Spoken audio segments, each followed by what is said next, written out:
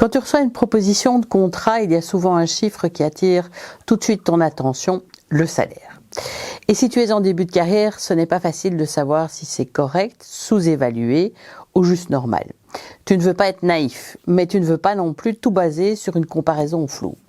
Bonne nouvelle, il existe 2 leviers simples pour t'y retrouver.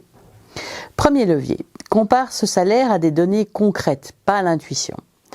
Avant d'accepter une offre ou de négocier, prends un moment pour regarder ce qui se pratique réellement dans ton secteur, pour ton niveau d'expérience dans ta région.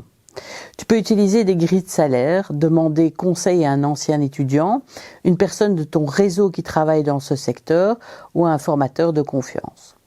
Ne te base pas uniquement sur ce que te disent tes amis ou ce que tu espérais. Les réalités du marché varient beaucoup d'un secteur à l'autre. L'idée, c'est d'arriver à l'entretien avec une base réaliste et argumentée. Deuxième levier, regarde le package dans son ensemble. Un salaire, ce n'est pas juste un chiffre net à la fin du mois. Tu dois prendre en compte tout ce qui l'accompagne, comme par exemple les chèques repas, GSM, assurance, les congés extra-légaux, le travail ou la flexibilité d'horaire, les possibilités de formation ou d'évolution. 2 offres peuvent proposer le même brut, mais l'une des 2 peut offrir beaucoup plus de confort, d'équilibre ou d'apprentissage. Donc demande-toi, qu'est-ce que cette offre me donne au-delà du salaire? En résumé, oui, ton salaire compte et oui, tu as le droit de le questionner.